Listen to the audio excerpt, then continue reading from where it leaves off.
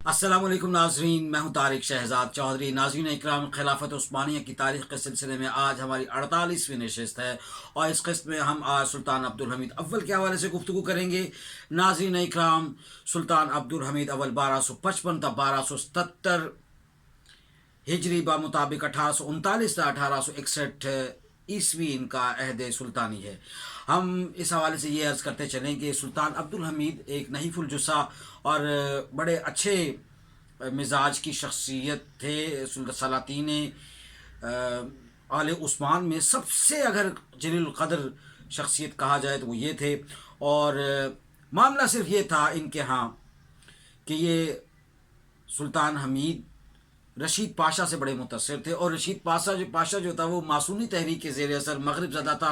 मगरबी फ़लसफ़े का उसके अंदर एक पूरा मिजाज धुला रंगा और निथरा हुआ था और वो मगरबी फ़लसफ़े की जदीदियत के जो पहलू थे जिसमें जो है वो सबसे बेहतर है, यानी कि जो मौका आपको नज़र आता है वो मौका वो तमाम मौक़े से बेहतर है जो बाद में मिलेंगे। मज़हब को उन्होंने अपने मुफादात के ऊपर क़तई तौर पर तरजीह नहीं दी और मज़हब को ज़ेर रख कर मामलात अंजाम दिए। हमारे सामने देखा हमने किस तरह से, एक तरफ तो हमने देखा कि किस तरह से सुलेमान अल कानूनी के दौर में अलजायर का मामला था और वहाँ पर बारबरोसा जैसे लोग पैदा हुए और खैरुद्दीन बारबरोसा जैसे लोगों ने बड़ा काम किया और फिर उसी तरह हमारे सामने साले रईस जैसे लोग आए।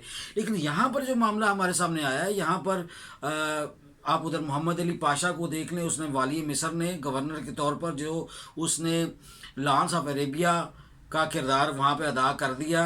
नेपोलियन बोनापार्ट जब वहाँ पे गया उसको किस तरह मदद की और उसने नेपोलियन बोनापार्ट ने भी, जिसको हम आज बड़ा हीरो मानते हैं, उसने किस तरीके से मुसलमानों का बेरूप बन के रूप धर के उसने ये सारे काम किए। यहाँ पर ये देखें तो मैं आपको किताब का हवाला दिए चलता हूँ, अल दौलतुल उस्मानिया फिर तारीख़ अल दौलतुल इस्लामिया मुफ्ती अलैहा, यानी ये बड़ी अच्छी किताब है। इस हवाले से इन्होंने भी इस पर लिखा कि किस ये बहरूपिया बन के सामने ये मुकम्मल मासूनी फ़लसफ़े के ज़ेरे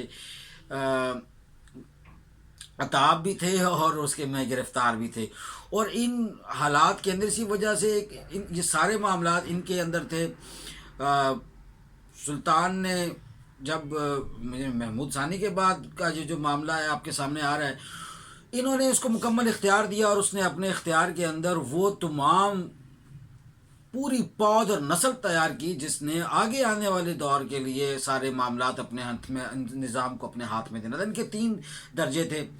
अब ये जदीदियत जो आई और इसमें मगरबियत को फ़रोग़ हासिल हुआ, उसमें 3 पहलू थे। एक था अस्करी अमूर की तंजीम, दूसरा यानी कि दिफाई तौर पर तमाम चीज़ें जो है वो मगरब की पॉलिसी और हिकमत अमली के ऊपर चले, दूसरा मुल्क का इंतज़ाम व निज़ाम व इंसराम वो सारा जो है वो मगरब की तकलीद पर हो और आइन जो है वो भी इसी तरह बेल्जियम, फ्रांस, बरतानिया और दीगर जो ममालिक हैं, रूस वगैरह, इनको देखते हुए उन्होंने वो एक उस तरह का नमूना वहाँ पर लागू करने की। तीसरी और बड़ी ही अहम और खंजर जो घोंपा गया उस खिलाफत उस्मानिया के सीने में वो ये था कि सेकुलर और बिल्कुल दहरियत पसंद किस्म की एक समाज को उन्होंने परवान चढ़ाने की कोशिश की। तो उसमें एक तो ख़ास तौर पर सेकुलरिज़म और बड़ा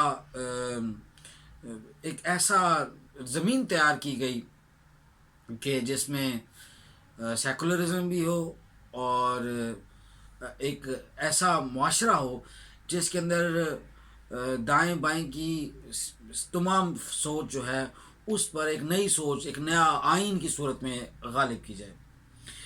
इसमें मिदत पाशा का बड़ा अहम किरदार है। 1876 के हवाले से हम आपको उसमें हवाला दिए चलते हैं। अल शर्क़ अल इस्लामी हुसैन यूनस ने 258 सफ़ा पे इसके हवाले से बड़ी तफसील से लिखा कि किस तरह से मिदत पाशा ने 1876 में आके ये सारे मामलात किए। फिर इसी तरह से एक और प्रोफेसर और बड़े अच्छे मुहक्किक हैं तारीख़ के, उस्मानी शहनशाहियत इनकी किताब है, नज़रियाती मुताला है इनका, इसके ऊपर इन्होंने बड़ी तफसील से लिखा है। और फिर अब्दुल मान ने 1857 کی جو معاملات ہیں اس کے حوالے سے جب وہ تاریخ لکھتے ہیں تو انہوں نے 1876 کے حوالوں کے اندر یہ ذکر دیا ہے. ادھر قائد اعظم محمد علی جناح کی ولادت ہوتی ہے 1876 میں، اور ادھر دیکھیں ایک سورج یہاں سے طلوع ہو رہا ہے، وہاں ایک سورج غروب ہو رہا ہے، اور حالات آپ کے سامنے ہیں. استعمار کی سیاست ہے، اور دیکھیے کہ وزراء کی جو کھیپ تیار ہوئی انہوں نے سارا وہ کام کیا. اصل میں ہوا یہ کہ ان سلطان نے ان کے حوالے سے کوشش کی کہ وہ بغاوت بھی کرے، لیکن انہوں نے بڑا مطلب اپنا مزاحمت کا سامنا کرنا پڑا. اس حوالے سے فرانس، بیلجیم، سوئٹزرلینڈ اور ان کے دساتیر کے خطوط پر یہ جو دستور بنایا گیا، جدیدیت کے قوانین، اسلامی قوانین کو انہوں نے دور کر دیا، اور مسلمان جو ہیں وہ بالکل جو حیثیت تھی ان کی وہ پارا پارا ہو گئی. تاریخ کے اندر یہ کہتے ہیں کمزور، یہ اللہ تعالیٰ کا قانون ہے کہ کمزور قومیں جو ہیں وہ غالب قوموں سے استفادہ حاصل کرتی ہیں، اس کا رنگ ڈھالتی ہیں. دھوپ ہمارے یہاں دیکھیے اردو کتنی بڑی زبان تھی، ہماری اپنی زبان تھی. ہم ہندوستان میں فارسی زبان کا راج تھا، سرکاری زبان رہی ہندوستان کی جب مغل امپائرز، خواہ مغل وغیرہ جتنے حکمران رہے، لیکن وہ سارا زیر اثر تھا اس کے. آج بھی عدالتی نظام کے کچھ معاملات دیکھیں لفظ فارسی کے بہت، لیکن وہ غالب تھی. اس کے بعد پھر اردو کا دور ہے وہ بھی ختم ہو گیا. اب یہ معاملات ہیں کہ اردو کا جو دور ہے وہ بھی ختم ہو کے رہ چکا ہے، اور آپ کے سامنے حالات ہیں ہندوستان کے اندر. اب مسلمان بھی اگر اردو بولتے ہیں تو اس میں زیادہ تر ہندی لفظوں کا استعمال کرتے ہیں، اور ان کے الفاظ کے کے ملاپ سے ایک نئی زبان پیدا ہوئی. مساجد میں اعلانات تک آپ دیکھ لیجیے. تو طے یہ ہوا کہ جب کوئی قوم کسی غالب قوم کی طرف دیکھتی ہے اور اس کے ایسے نقل انجام دیتی ہے، اس کے رہن سہن رکھ رکھاؤ پر دیکھتی ہے، اور اس کو باقاعدہ فالو کرتی ہے، اس کو نقل کرنے کی کوشش کی جاتی ہے، اس کے رنگ میں رنگنے کی کوشش کرتی ہے، اپنے آپ کو اس تتبع بنا لیتی ہے. اس صورت میں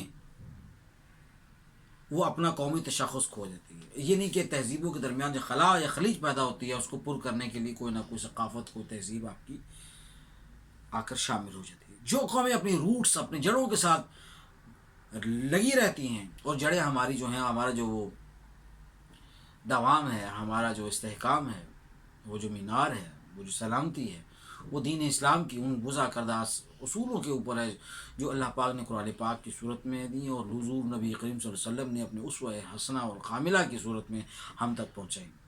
تو آج کی نشست سلطان عبدالحمید اول کے حوالے سے ہمارے بڑے اپنے اختتام کو پہنچتی ہے.